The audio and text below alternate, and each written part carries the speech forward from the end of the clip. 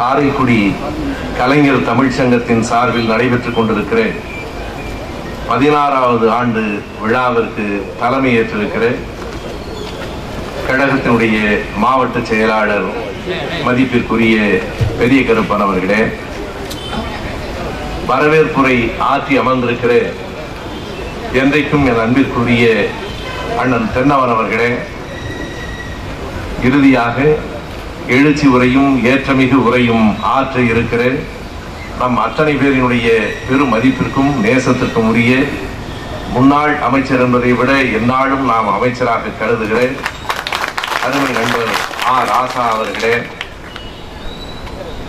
வழக்காடு மன்றத்தை நடத்தி முடித்திருக்கிற பேராசிரியர் காரைக்கால் சாரங்கபாணி அவர்களே, தொடக்க உரை ஆற்றி இருக்கிற பேராசிரியர் சரஸ்வதி ராமநாதன் அவர்களே, வழக்காடு மன்றத்திலே பங்கேற்று சிறப்பித்த பேராசிரியர் சண்முக வடிவேல் அவர்களே, பேராசிரியர் அன்பழகன் அவர்களே, காரைக்குடியினுடைய நகர கழக செயலாளர் துரை கணேசன் அவர்களே, முத்துதுரை அவர்களே, எதிரிலே அமர்ந்திருக்கிற அருமை நண்பர் கவிஞர் காசிமுத்து மாணிக்கம் அவர்களே, நன்றி உரை ஆற்றி இருக்கிற இளைஞரணியினுடைய அமைப்பாளர் முரளி அவர்களே, அரியலூர் மாவட்ட கழக செயலாளர் அருமை நண்பர் சட்டமன்ற உறுப்பினர் சிவசங்கர் அவர்களே, தமிழ்நாடு இளைஞரணியினுடைய மாநில துணை செயலாளர்களில் ஒருவரான அருமை நண்பர் சந்திரசேகரன் அவர்களே, மேடையிலே அமர்ந்திருக்கிற நண்பர்களே, காரைக்குடி பகுதியை சார்ந்த பெரியோர்களே, பெருமக்களே, மகளிர் அணியை சார்ந்த நண்பர்களே, உங்கள் அனைவருக்கும் என்னுடைய அன்பு கலந்த வணக்கங்களை முதலில் தெரிவித்துக் கொள்கிறேன். இது வழக்கமான அரசியல் கூட்டம் இல்லை, ஒரு கருத்தரங்கம். கருத்தரங்கத்தை தெருமுனையில் நடத்துகிற துணிச்சல் திமுக கழகத்தை தவிர வேறு எந்த கட்சிக்கும் இல்லை. எண்ணி பாருங்கள், எப்போதும் ஒரு கருத்தரங்கம் என்றால் அது ஒரு மண்டபத்தில் அது வெறுமனே படித்தவர்களுக்கு மட்டும் என்று நடந்து கொண்டிருக்கிற நிலையை மாற்றி அத்தனை பேரும் மக்களுக்காகத்தான் இந்த கழகம் எதையும் நடத்துகிறது என்பதை இன்றைக்கு இந்த தெரு முனையிலே நடத்தி கொண்டிருக்கிறார்கள். அரசியல் கலப்பு இல்லாமல் பேச வேண்டும் என்கிற அவசியம் இல்லை, ஆனாலும் கருத்தரங்க தலைப்பை ஒட்டி பேச வேண்டும். எனக்கு இந்த பரிசினை மேடையிலே அழித்த போதே வேடிக்கையாக ஒரு சிந்தனை வந்தது. அந்த பரிசு பொருளை நீங்கள் கவனித்து பாருங்கள். நாளைக்கு பத்திரிகைகளிலே வேறு மாதிரி எழுதினாலும் எழுதுவார்கள். அது ஒரு காலத்திலே காங்கிரஸ் கட்சியினுடைய சின்னம். அவர்கள் என்ன நினைத்து தந்தார்களோ தெரியாது, நாளைக்கு பத்திரிகையிலே பசுவும் கன்றும் சின்னத்தை கொடுக்கிறார்கள், திமுக காங்கிரஸ் கூட்டணி உறுதிதான் என்று எழுதினாலும் எழுதி விடுவார். இன்றைக்கு காலையில் டெசோவிலே நடைபெற்ற அந்த கூட்டத்தின் சார்பில் நிறைவேற்றப்பட்ட தீர்மானங்களை படித்துவிட்டு நானும் நண்பர் ராஜா அவர்களும் வந்து கொண்டிருக்கிற போது பத்திரிகையாளர்கள் தொடர்பு கொண்டு, காங்கிரஸோடு கூட்டணி இல்லை என்று தீர்மானித்து விட்டீர்களா என்று கேட்டார். நாங்கள் ஈழத்தை பற்றி தீர்மானம் நிறைவேற்றினால் இவர்கள் காங்கிரஸை பற்றியே நினைத்துக் கொண்டிருக்கிறார். எனவே எல்லாவற்றுக்கும் அரசியல் சாயம் பூசி விடுகிற காலம் இது. இங்கே வழக்காடு மன்றத்திலே பேசிய பேராசிரியர் சண்முக வடிவேல் அவர்கள் இங்கே இருக்கிற நம்மை எல்லாம் பார்த்து, இந்தியாவினுடைய பிரதமராக சந்திரசேகர் என்று ஒருவர் இருந்தாரே, உங்களுக்கு அவரை ஞாபகம் இருக்கிறதா என்று கேட்டார். அவர் ஞாபகம் வைத்திருப்பதே பெரிய காரியம். சந்திரசேகரை நினைவிருக்கிறதா என்கிற கேள்வி எல்லாம் மிக அதிகம். இன்றைக்கு இருக்கிற அமைச்சர்களே எங்களுக்கு தெரியாது. எங்களுக்கு மட்டுமா தெரியாது, முதலமைச்சருக்கே தெரியாது. மொத்தம் எத்தனை அமைச்சர்கள், அவர்கள் பெயர் என்ன என்று அதிமுக நண்பர்களை வரிசையாக சொல்ல சொல்லி ஒரு போட்டி வைத்தால் கண்டிப்பாக யாரும் வெற்றி பெற மாட்டார்கள். பள்ளிக்கூடத்து தேர்விலே கூட கல்வி அமைச்சர் யார் என்று கேட்டால் பதில் எழுதுவதற்கு மாணவர்கள் பயப்படுகிறார். அந்த விடையை எழுதி அதை திருத்துவதற்குள்ளே அமைச்சரை மாற்றி விடுவார்கள் என்று பிள்ளைகளுக்கு தெரியும். எழுதுகிற போது சரியாக இருக்கிற விடை திருத்துகிற போது சரியாக இருக்கார். எனவே 4 மாதங்களுக்கு ஒரு முறை அமைச்சர்கள் மாற்றப்படுகிற நாட்டில் 44 ஆண்டுகளாக மாற்றப்பட முடியாத தலைவராக தமிழ்நாட்டிலே இருந்து கொண்டிருக்கிற நம்முடைய தானை தலைவர் கலைஞர் அவர்களை பற்றிய இந்த கருத்தரங்கம்.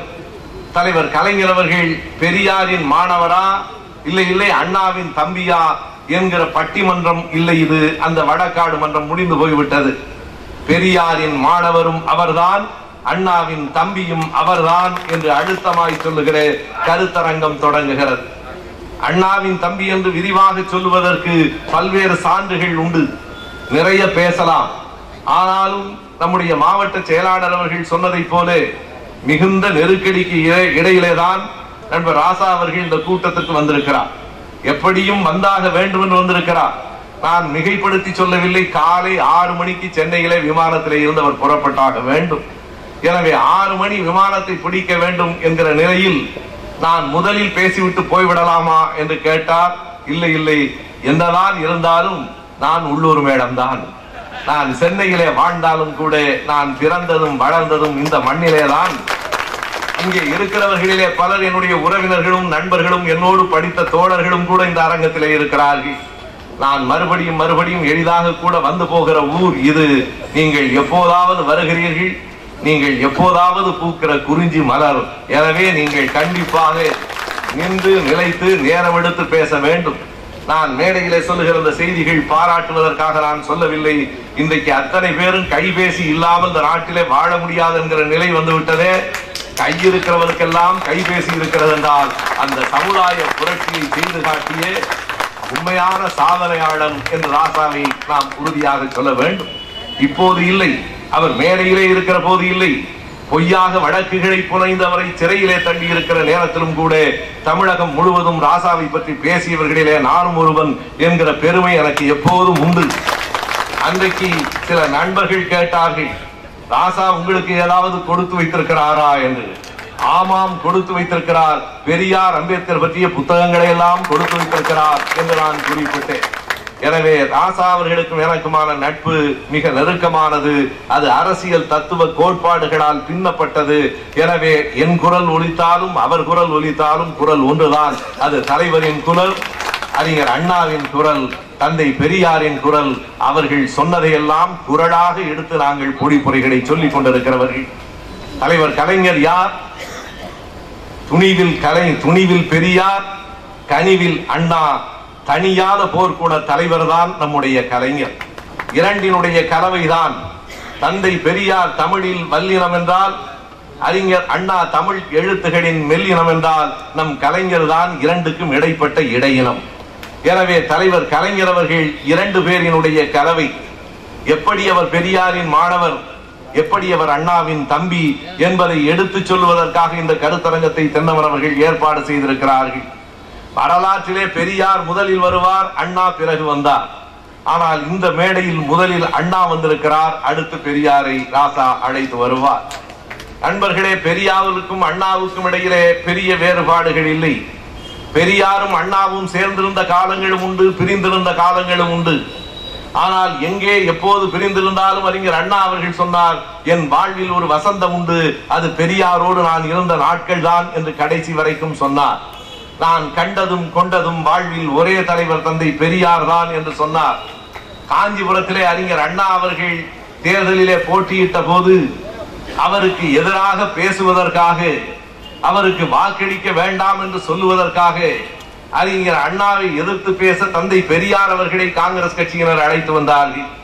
அவர் பேசிவிட்டு போனதற்கு பிறகு அறிஞர் அண்ணா சொன்னார், அடுத்த நாள் கூட்டத்திலே பேசுகிற போது சொன்னார், என்னை தோற்கடிக்க நீங்கள் ஐயாவையா அழைத்து வர வேண்டும். நான் உண்ணுகிற ஒவ்வொரு வேளையிலும் ஒவ்வொரு பருக்கை சோற்றிலும் யாரை நினைத்துக் கொண்டிருக்கிறேனோ, ஒழுகாத குடிசையில் வாழ்கிற போதெல்லாம் நான் எந்த தலைவனை என் எண்ணத்தில் ஏந்தி இருக்கிறேனோ, எந்த புத்தகத்தை புரட்டினாலும் ஒவ்வொரு பக்கத்தின் எழுத்திலும் எந்த தலைவனின் முகம் எனக்கு தெரிகிறதோ, அந்த பெரியாரையா என்னை தோற்கடிக்க நீங்கள் அழைத்து வர வேண்டும். ஐயா பெரியார் சொன்னால் போதாதா என்கிற அளவுக்கு தந்தை பெரியாரிடத்திலே மிகுந்த பாசமுடையவராக அண்ணா இருந்தார்.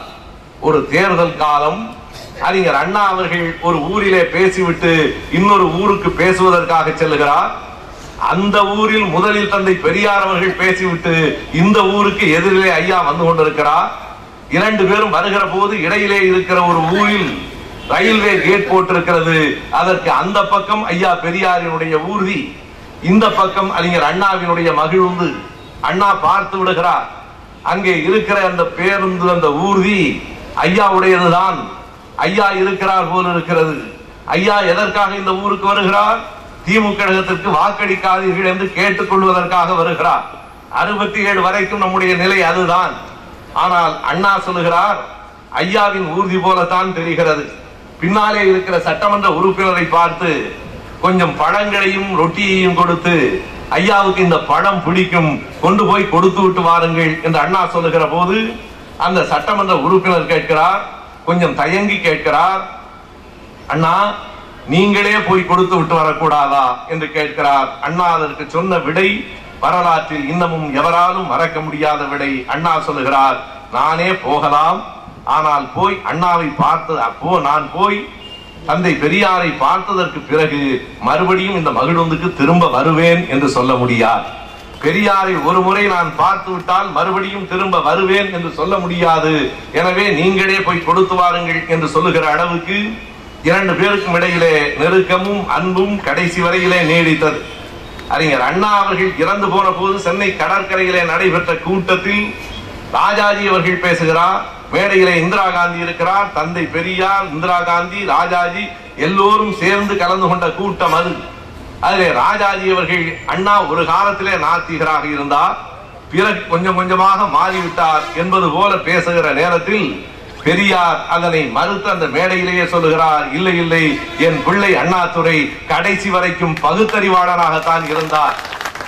மக்களிடத்திலே கருத்துக்களை கொண்டு போக வேண்டும் என்பதற்காக சில நெளிவு சுழிவுகளை அறிஞர் அண்ணா மேற்கொண்டிருக்கலாமே தவிர பகுத்தறிவு சிந்தனைகளிலே இருந்து அவர் விலகியவரில்லை என்கிற மிகப்பெரிய சான்றிதழை ஐயா பெரியார் அண்ணாவுக்கு வழங்கினார்.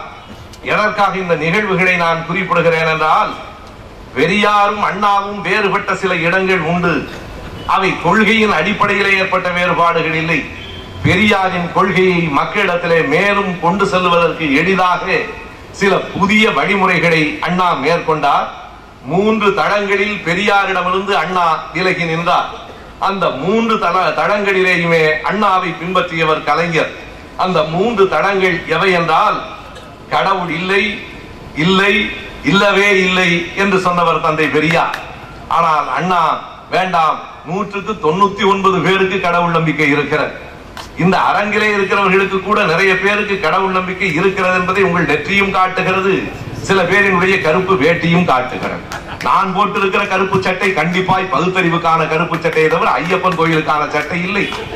ஆனால் நண்பர்களே, இப்படி 199 பேர் கடவுள் நம்பிக்கை உடையவர்களாக இருக்கிற சமூகத்தில் அந்த மக்களை அணுக வேண்டும் என்று சொன்னால் கொஞ்சம் நெளிவு சுழிவோடுதான் போக வேண்டும் என்றுதான் அறிஞர் அண்ணா அவர்கள் கடவுள் இல்லை, கடவுள் இல்லை, கடவுள் இல்லவே இல்லை என்று சொல்லாமல் ஒன்றே குலம், ஒருவனே தேவன் என்று சொன்னார்.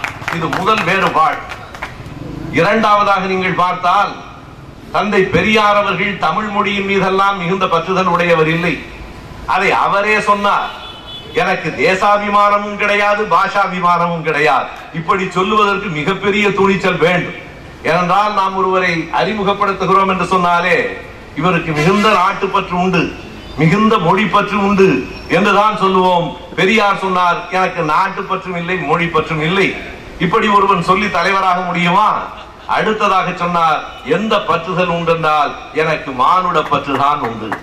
மனிதர்களின் மீதுதான் எனக்கு பற்று, நேர்மை நியாயத்தின் மீதுதான் எனக்கு பற்று, சமத்துவத்தின் மீதுதான் பற்று, சமூக நீதியின் மீதுதான் பற்றே தவிர பாதிக்கப்படுகிறவன் தமிழனா கன்னடனா என்பதில்லை.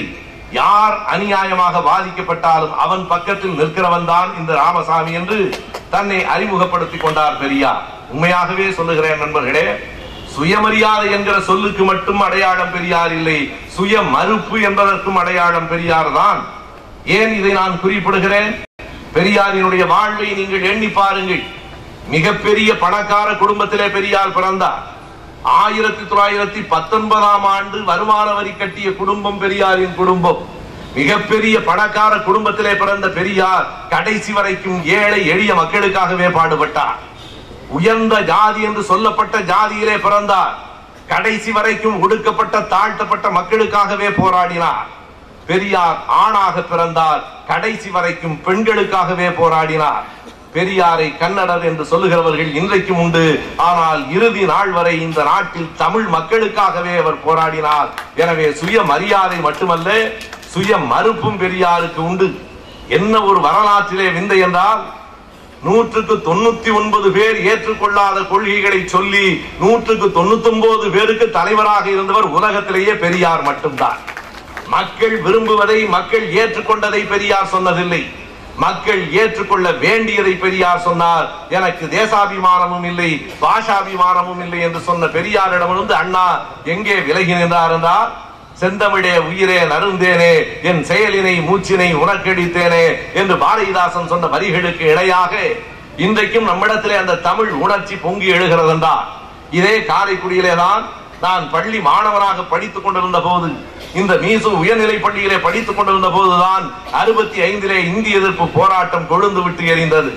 இந்திய எதிர்ப்பு போராட்டத்தில் உடல் மண்ணுக்கு உயிர் தமிழுக்கு என்று எழுந்த பல்லாயிரக்கணக்கான மாணவர்களில் எங்கள் தலைமுறையும் இருந்ததென்றால் அதற்கு அண்ணா அவர்கள் தான் காரணம். எனவே கடவுள் கோட்பாட்டிலே இருந்து அண்ணா விலகி நின்றார், மொழி கோட்பாட்டிலே இருந்து அண்ணா விலகி நின்றார், தேர்தல் கோட்பாட்டிலிருந்தும் அண்ணா விலகி நின்றார். தேர்தலே கூடாது என்றுதான் பெரியார் சொன்னார். அறிஞர் அண்ணாவோ இல்லை இல்லை, தேர்தல் வேண்டும், பெரியாரின் கொள்கைகளை நிறைவேற்றுவதற்கு தேர்தல் வேண்டும் என்று தேர்தல் பாதையை தேர்ந்தெடுத்தார். இப்படி 3 இடங்களிலே அண்ணா விலகி நின்றார். இதிலே எங்கே கலைஞர் அண்ணாவின் தம்பியாக இருக்கிறார் என்றால், விலகி நின்ற இடங்களிலெல்லாம் அண்ணாவோடு தான் கலைஞர் இருக்கிறார். விலகாத இடங்களில் பெரியாரோடு எப்படி இருந்தார் என்பதை நண்பர் ராசா அவர்கள் எடுத்து சொல்லுவார். அண்ணா அவர்கள் விலகி நின்ற இடங்களிலும் எப்போதும் மொழியை அழகுபடுத்தி பயன்படுத்துவது பெரியாரின் பழக்கம் இல்லை.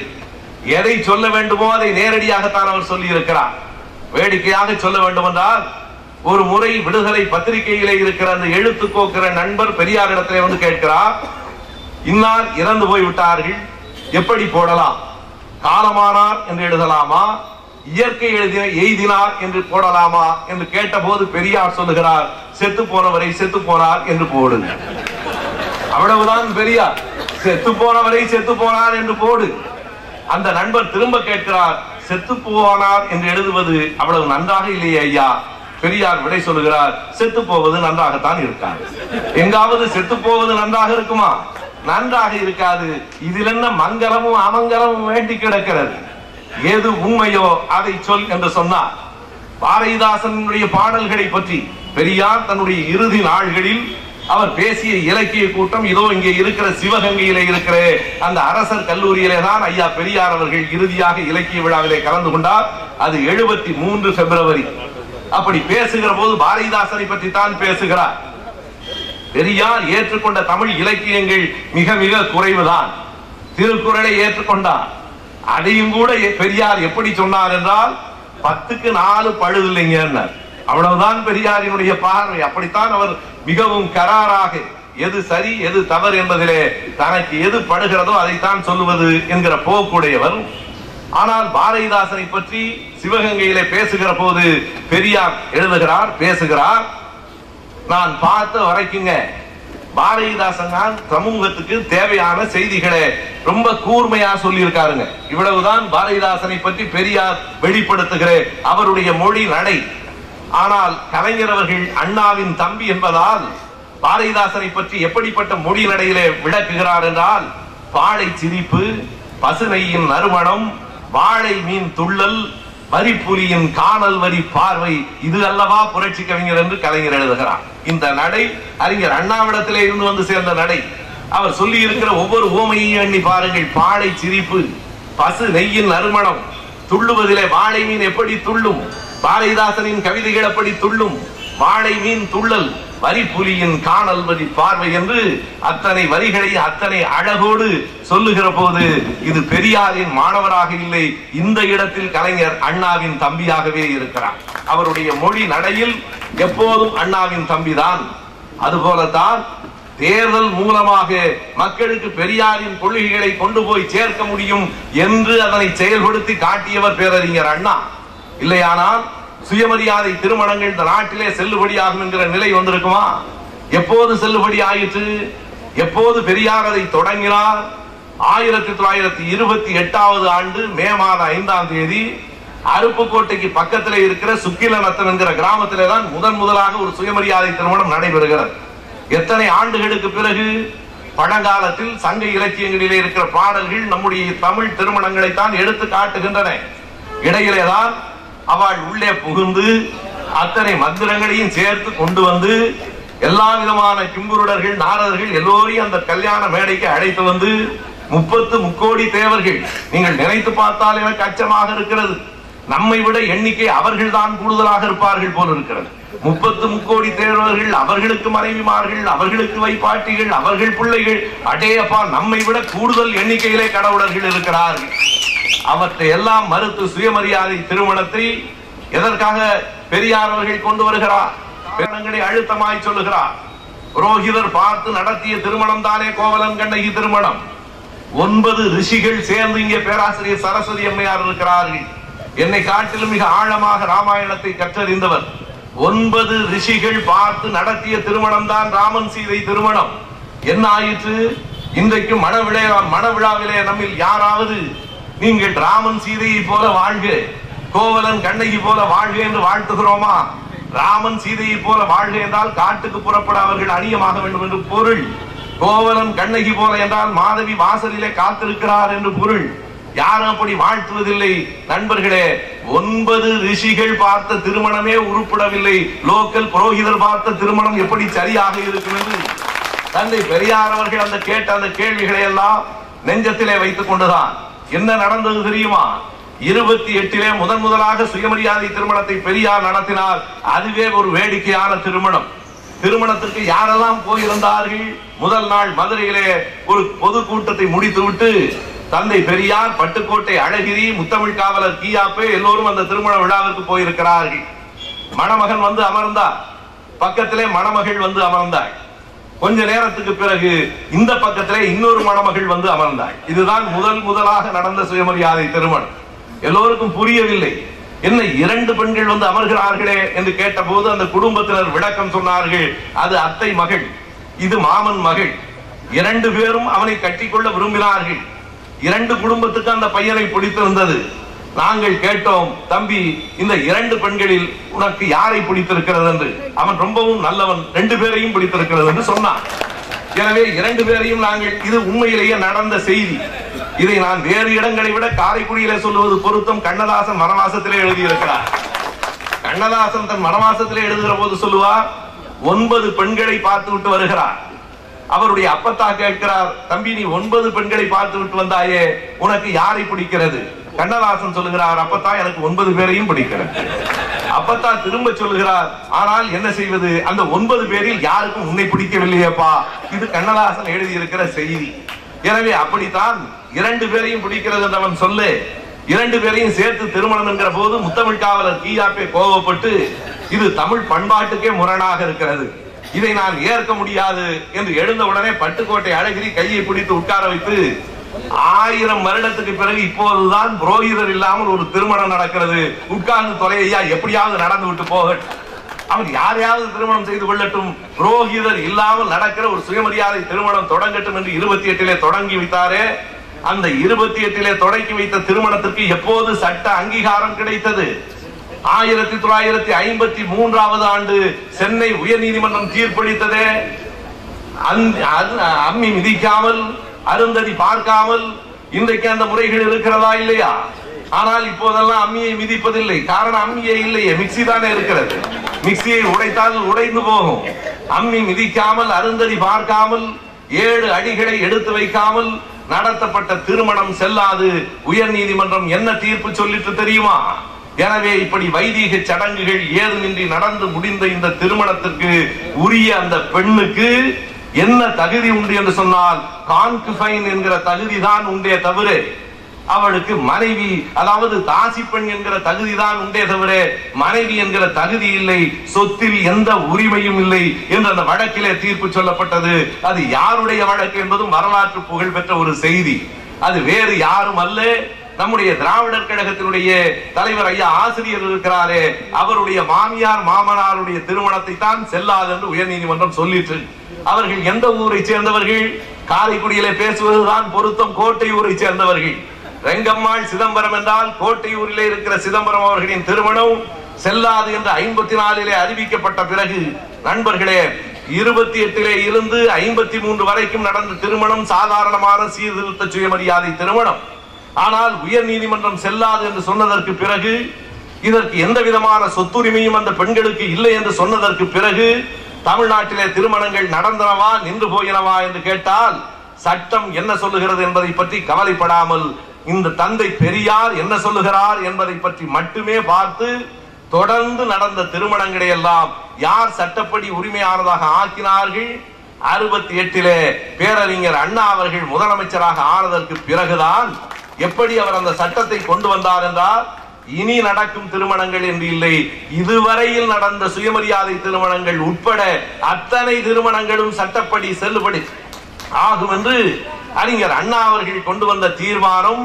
பெரியாரை பின்பற்றி அண்ணா செய்த அந்த செயலை தான் தலைவர் கலைஞர் செய்தார். அதனாலே தான் அவர் அண்ணாவின் தம்பி. என்ன செய்தார்?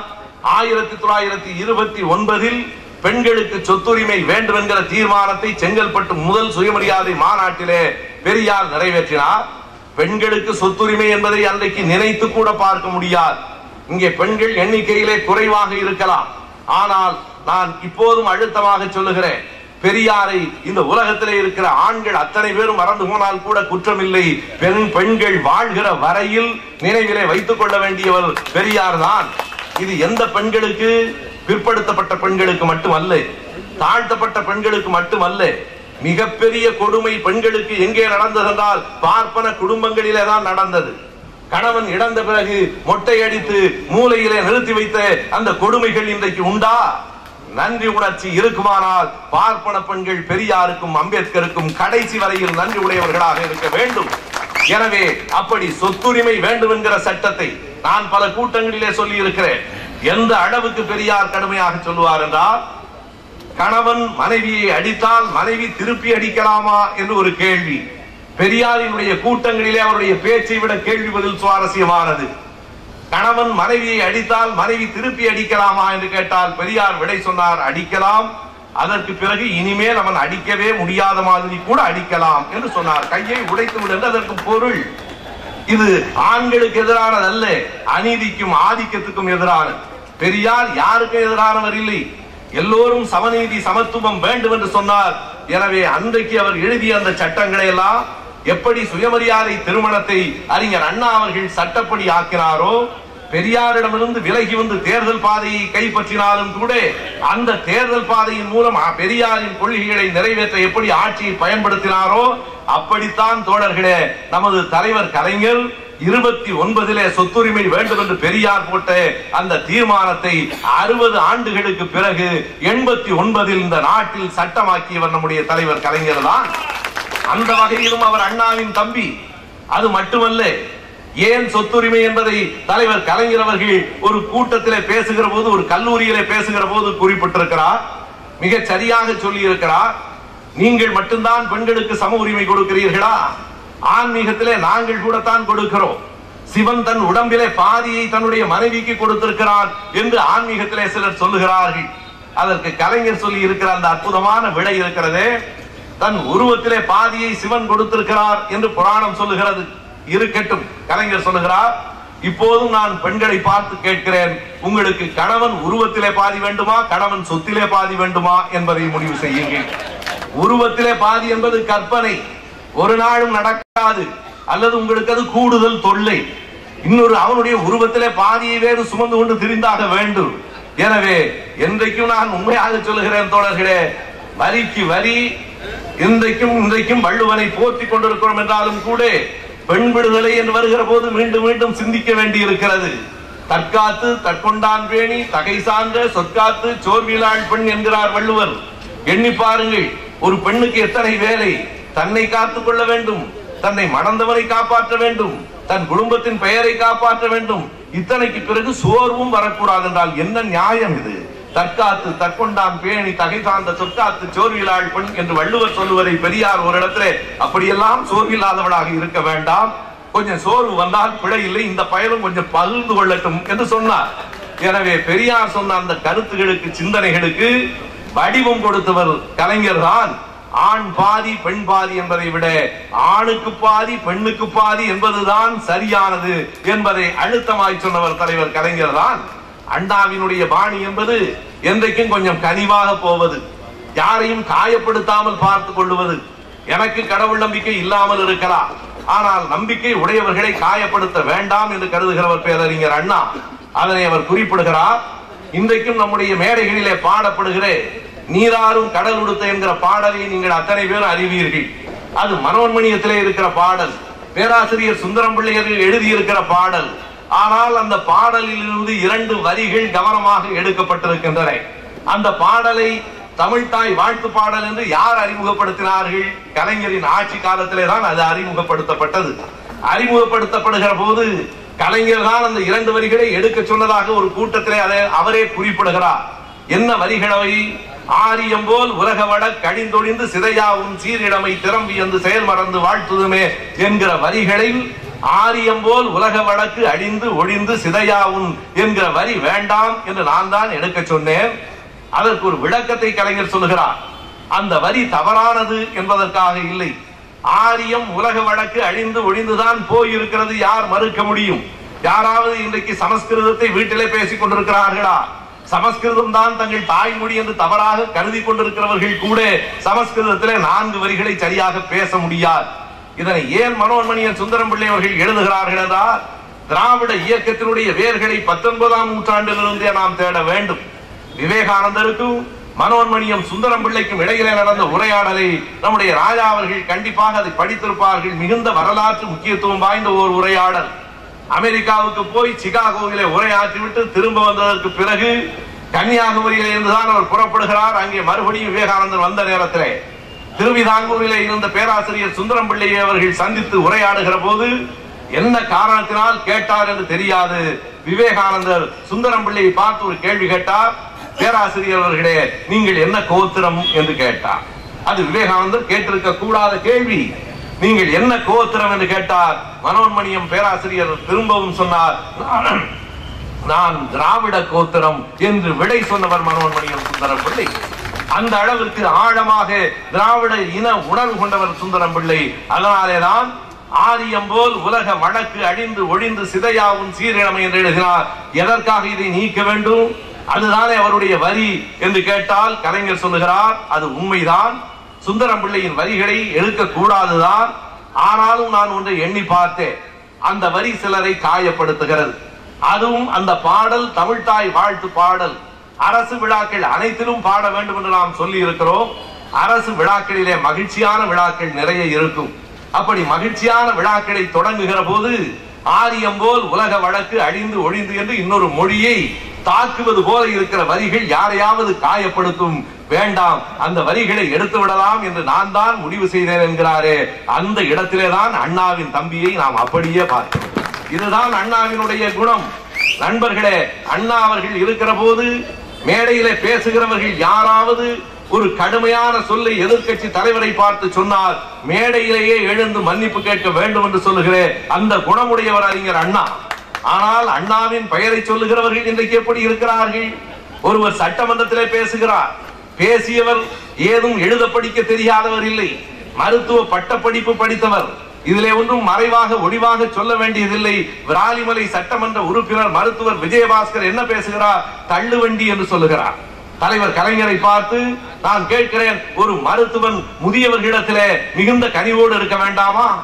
90 வயதிலே நீ அவரை பார்த்து தள்ளுவண்டி என்கிறாயே, 90 வயதில் நீயும் நானும் நடப்போமா என்றே தெரியவில்லையே, இருப்போமா என்று கூட தெரியவில்லையே. யாரை பார்த்து சொல்லுகிறார்? தலைவர் அவர்கள் திரும்ப திரும்ப சட்டமன்றத்துக்கு போகிற போது தளபதி இடத்திலே சொல்லுகிறார், என்ன வேண்டுமானாலும் அவர்கள் பேசட்டும், இன்றைக்கு நீங்கள் யாரும் எதிர்த்து பேசக்கூடாது, வெளியேற்றப்படவோ வெளிநடப்பு செய்யவோ கூடாது, உள்ளே இருங்கள் என்று சொல்லி அனுப்புகிறார். சிஐடி நகரிலே தலைவர் அவர்களோடு உரையாடி கொண்டிருக்கிற போது செய்தி வருகிறது, அவர்கள் வெளியேற்றப்பட்டு அண்ணன் பெரிய கருப்பன் இங்கே இருக்கிறார்கள். அவர்களுக்கு நேரடியாக நடந்தது தெரியும். எல்லோரும் சட்டமன்ற உறுப்பினர்கள் எல்லாம் வீட்டுக்கு வருகிறார்கள் என்கிற போது 1 மணிக்கு நான் கிளம்புகிறேன், உட்கார், எல்லா சட்டமன்ற உறுப்பினர்களும் வருகிறார்களா, பார்த்து விட்டு போகலாம் என்கிறார். எல்லோரும் வருகிறார்கள். ஏன் வெளியே நடப்பு செய்தீர்கள் என்கிற போது அவர்கள் சொன்ன செய்திதான், மற்றவைகளெல்லாம் பொறுத்து கொண்டோ உங்களை பார்த்து தள்ளுவண்டி என்று சொன்னதற்கு பிறகும் பொறுத்து கொண்டிருந்தால் நாங்கள் உயிரோடு இருக்கிறோம் என்பதற்கு அடையாளமற்று போய்விடும் என்பதனாலேதான் நாங்கள் அழுத்தமாய் சொன்னோம் என்று சொன்னார். இப்படி அநாகரிகமாக ரசக்குறைவாக ஒருவர் பேசலாமா? எதிர்கட்சியிலே இருக்கிறவர்களுக்கு இடையிலே எப்படி உரையாடல் இருக்க வேண்டும் என்பதை அறிஞர் அண்ணாவும் கருத்திருமனும் பேசியிருக்கிற பேச்சுகளை இன்றைக்கு நாம் சட்டமன்ற குறிப்புகளிலே பார்க்கிறோம். ஆனால் இன்றைக்கு அப்படி உரையாடல் இருக்கிறதா என்றால் உரையாடலே இல்லை. இருந்தால் தானே நாகரிகமான உரையாடலா இல்லையா என்று பேச முடியும். பேசுவதற்கே இடம் இல்லை. அவர்கள் பேசுகிறார்கள், அநாகரிகமாக பேசுகிறார்கள். அப்படி அவர் அநாகரிகமாக ஒரு உறுப்பினர் பேசுகிற போது முதலமைச்சர் என்ன செய்திருக்க வேண்டும்? குறைந்தபட்சம் அண்ணாவின் பெயரை உங்கள் கட்சிக்கு வைத்திருக்கிறீர்களே, அண்ணாவின் படத்தை உங்கள் கொடியில் வைத்திருக்கிறீர்களே, எழுந்து கண்டிக்க வேண்டாமா? என்ன செய்கிறார் என்றால் அடுத்த நாள் அந்த அமைச்சரை விஜயபாஸ்கரை அமைச்சராக ஆக்குகிறார் என்றால் இதை விட அநாகரிகம், நான் உண்மையாய் சொல்லுகிறேன் தோழர்களே, விஜயபாஸ்கரை விட இவர்தான் கூடுதல் அநாகரிகமானவர். யார் தரக்குறைவாக பேசுகிறானோ அவனை தலையிலே தூக்கி வைத்துக் கொண்டு ஆடுகிற இன்றைய நிலை வேறு. அறிஞர் அண்ணாவின் தம்பி என்பதை கலைஞர் இன்றைக்கு காலையிலே கூட மெய்ப்பித்திருக்கிறார். டெசோ தீர்மானத்திலே நீங்கள் பார்க்கலாம். ராஜா அவர்களுக்கு நான் வழிவிட வேண்டும். மிக சுருக்கமாக ஓரிரு செய்திகளை நான் சொல்லுகிறேன். அண்ணாவே அவர்தான் தன்னுடைய தம்பி என்பதை பல நேரங்களிலே ஏற்றிருக்கிறார். 1965 ஏப்ரல் பாளையங்கோட்டை சிறையிலே இருந்து கலைஞர் வெளியிலே வந்த போது முதல் பாராட்டு கூட்டம் சென்னையிலே நுங்கம்பாக்கத்திலே ஏரி திடலிலே நடக்கிறது. அப்போது அண்ணா பேசுகிறார், கரும்பை கடித்தால் சில நேரங்களிலே கரும்பு குத்தி வாயிலே பல்லின் ஈரிலே இருந்து ரத்தம் வரும், ஆனாலும் கரும்பு சாறு சுவைக்கும். அப்படித்தான் இங்கே நம்முடைய தம்பி கருணாநிதியை பாளையங்கோட்டை சிறையிலே போட்டு விட்டார்கள் என்ற போது என் இதயம் துடித்தாலும் தம்பியின் புகழ் மேலும் மேலும் வளர்வதற்குத்தான் அவர்கள் அப்படி செய்திருக்கிறார்கள் என்பதை எண்ணி பார்த்தால் இனிக்கிறது என்று சொல்லுகிறார். அந்த மேடையிலே தான் கலைஞர் அவர்கள் பேசிய அந்த பேச்சின் வரிகள் இப்போதும் நம்முடைய நெஞ்சத்திலே நினைவிலே இருந்து மாறாத வரிகள். அவர் சொல்லுகிறார், 1938 ஆண்டு ராமசாமி நாயக்கர் என்றே அதுவரையிலே அழைத்து வரப்பட்டவரை தந்தை பெரியார் என்கிற பட்டத்தை யார் கொடுத்தார்கள்? 1938 நவம்பர் 13 அந்த பட்டத்தை பெண்கள் மாநாட்டிலே பெண்கள் தான் கொடுத்தார்கள். அன்றைக்கு பெரியார் சிறையிலே இருந்தார். எனவே பெரியாருக்கு போடுகிற மாலையை தலைமை வைத்த சரியேட்டி பன்னீர்செல்வம் அவர்களுக்கு போடுகிறோம் என்று போட்ட போது சரியேட்டி பன்னீர்செல்வம் அவர்கள் அந்த மாலையை கடற்றி பெரியாரின் படத்திலே வைத்து விட்டு சொன்னார். அதனை கலைஞர் குறிப்பிட்டு சொல்லுவார், அன்றைக்கு பன்னீர்செல்வம் அவர்கள் தன் தோளுக்கு இட்ட மாலையை பெரியாரின் தாளுக்கு இட்டார். இன்றைக்கு என் கழுத்துக்கு வந்திருக்கிற மாலைகளை எல்லாம் அண்ணாவின் கால்களுக்கு வைக்கிறேன் என்று கலைஞர் சொன்ன அந்த வரிகள் அப்படியே அவர் அண்ணாவின் தம்பியாக இருக்கிறார் என்பதற்கான அடையாளம். இன்னமும் அழுத்தமாய் சொல்ல வேண்டுமானால் 1966 ஜூன் மாதத்திலே நடந்த ஒரு நிகழ்வை நான் சொல்ல வேண்டும். தஞ்சையிலே ஒரு மாபெரும் பொது கூட்டம், அறிஞர் அண்ணா அவர்களும் கலைஞர் அவர்களும் கலந்து கொள்ளுகிற கூட்டம். ஆனால் அதற்கு முதல் நாள் தென்காசியிலே தேர்தல் நிதி பெற வேண்டும். 67 தேர்தல், 66 ஜூன் மாதம் தென்காசியிலே தேர்தல் நிதி பெறுகிற கூட்டம்.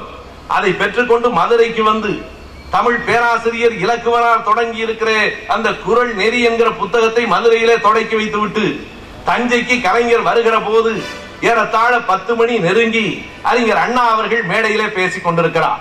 கலைஞர் அடடா அண்ணா பேச தொடங்கி விட்டாரே என்று அச்சப்பட்டு மேடைக்கு வந்து அமர்கிற போது அறிஞர் அண்ணா அவர்கள் கலைஞர் வந்து அமர்ந்ததை பார்த்து விட்டார். ஆனாலும் கலைஞர் என்ன நினைக்கிறார் என்றால், அண்ணா பேசியதற்கு பிறகு அடுத்து யாரும் பேசக்கூடாது, எனவே நான் பார்வையாளனாக இருந்து விட்டு போகிறேன் என்று நினைக்கிற நேரத்திலே அண்ணா சொல்லுகிறார், நான் என் பேச்சை முடிக்கவில்லை, ஒரு பகுதிதான் முடித்திருக்கிறேன். திராவிட இயக்கத்தின் முதல் பகுதியை முடித்திருக்கிறேன், இரண்டாவது பகுதியை என் தம்பி கருணாநிதி எழுதுவான் என்று 66 ஜூன் மாதத்திலே சொன்னாரே, அதுவே அண்ணாவின் தம்பி என்பதற்கு அடையாளம். அந்த அடையாளத்தை அவர் இன்று வரையிலே காப்பாற்றிக் கொண்டிருக்கிறார் என்பதற்கு இன்று காலையிலே டெசோ கூட்டத்திலே நடைபெற்ற ஒரே ஒரு செய்தியை சொல்லி நான் விடைபெறுவேன். இன்றைக்கு டெசோ கூட்டம், அந்த கலந்துரையாடல் கூட்டத்திலே தீர்மானங்கள் நிறைவேற்றப்பட வேண்டும். டேவிட் கேமரூனுடைய பிரிட்டிஷ் நாட்டினுடைய அதிபர் அவருடைய சொற்களை அப்படியே வழிமொழிந்து அவர்தான் மிக சரியாக சொன்னார், இந்த கூட்டத்திலே நாம் பிரிட்டிஷுக்கு கேட்கிற மாதிரி கையொலி எழுப்பி டேவிட் கேமரூனுக்கு நன்றி சொல்ல வேண்டும்.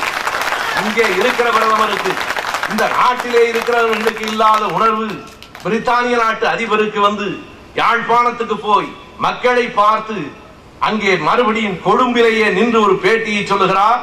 இன்னமும் நாங்கள் மார்ச் மாதம் வரையிலே பொறுத்திருப்போம், அதுவரையிலே நீங்கள் எந்த நடவடிக்கையும் எடுக்கவில்லை என்று சொன்னால் நான் கேமரூன் சொற்களை அப்படியே சொல்லுகிறேன், we will call for a full, credible, transparent and independent international investigation, நாங்கள் சுதந்திரமான சர்வதேச விசாரணையை இலங்கை அரசின் மீது நடத்துவோம் என்று சொன்னாரே, அதனை பாராட்டி வரவேற்று அப்படி ஒரு தீர்மானத்தை இந்திய நாடாளுமன்றம் நிறைவேற்ற வேண்டும் என்கிற முதல் தீர்மானம் இன்றைக்கு டெசோவிலே நிறைவேற்றப்பட்டது. எல்லா தீர்மானங்களும் முடிந்ததற்கு பிறகு கடைசியாய் ஒரு தீர்மானம். நேற்றைக்கு நான் தலைவரோடு பேசிக் கொண்டிருக்கிற போது தயங்கி கேட்கிறேன், ஐயா நாளைக்கு டெசோ கூட்டத்திலே இந்த தீர்மானங்கள் எல்லாம் போக முள்ளிவாய்க்கால் முற்றத்தை இடித்து விட்டார்கள்.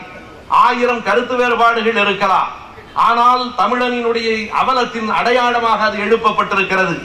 தாங்கள் இழந்த தங்களின் உறவுகளை உயிர்களை நினைவுபடுத்துவதற்காக ஹோலோகாஸ்ட் மியூசியம் என்று யூதர்கள் உலகம் முழுவதும் கண்காட்சியகத்தை எழுப்பி இருக்கிறார்கள். பெர்லினிலே மிகப்பெரிய கண்காட்சியகத்தை நானே பார்த்தேன். அப்படி ஒரு தமிழர்களுக்கான கண்காட்சியகம் தஞ்சைக்கு அருகிலே விழார் என்கிற கிராமத்திலே எழுப்பப்பட்டிருக்கிறது. அதை இந்த தமிழக அரசு இடித்திருக்கிறது. எப்போது இடிக்கிறது?